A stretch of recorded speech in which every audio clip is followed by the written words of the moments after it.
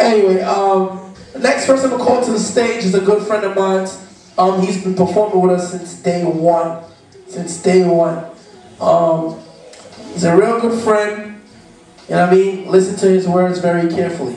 I'm just going to introduce him, call to the stage right now. He goes by the name of Kpot. Put your hands together for Kpot in the building. How's everybody doing? Alright. So I wrote this one piece. Okay, I'll start off a bit not so serious, but this is pretty serious. It's entitled To the Daughters of Mnemosyne, and Mnemosyne is the mother of the muses in Greek mythology or whatever. Right, it goes, To the Daughters of Mnemosyne. It could be sweet like a long forgotten dream. You took my breath away when the moon grew and the night blended into further night. What can I say? Not just from the tinge of the Dionysian, but it felt like we transcended. Time and space ended when I held you close and you put your lips to my ear. Fear ended as it was exposed. I only desire, like Persian butterflies, to play with your poetic fire. Use it to spark spliffs at sunsets, philosophizing, mesmerized how the sky changes hues. With no ruses would I dare to bruise our interactions. So badly do I want to be your satisfaction. But like poof rocks that seen their heads brought in upon a platter, I know I'm forsaken to sing the blues to the point where it's no laughing matter. A quintessential hopeless romantic. So if you're a siren, I'll prepare like nobody. Or if you're a Persephone type, I'll descend like Dante might.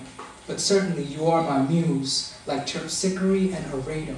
I want to spread hickory syrup on your lips, then allude to the symposium of Plato before I lick. A cunning linguist, remembering to always titillate before I sip. Don't wait until the winter solstice to nest in my sea of emotions. Will my calm like the mythical halcyon. But I can't see past my nose like Cyrano. So I go on and on, romanticizing the risk to bask in another tantalizing kiss. Needless to say, I think you're delish. That's that.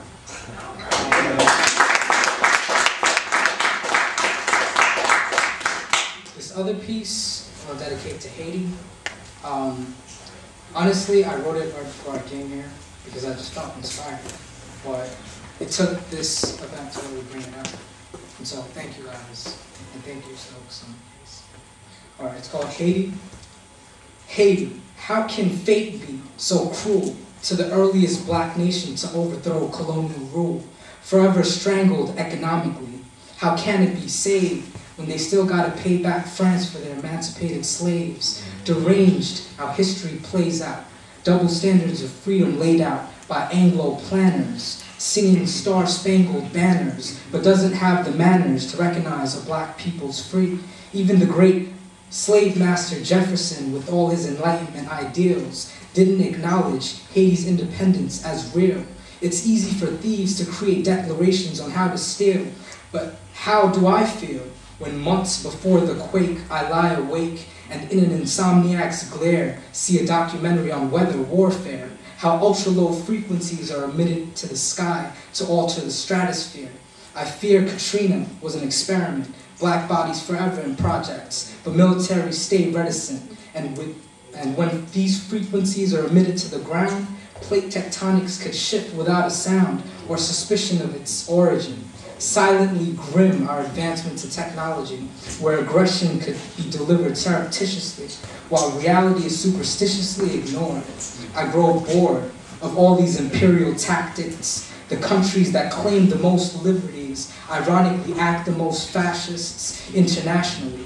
It's catastrophic to humanity, but just a part of our condition, from dog-eat-dog to governments and religions, to advancements in nuclear fission.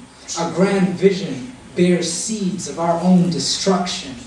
Thus, we gotta focus our minds on positive constructions. Let's build, yo.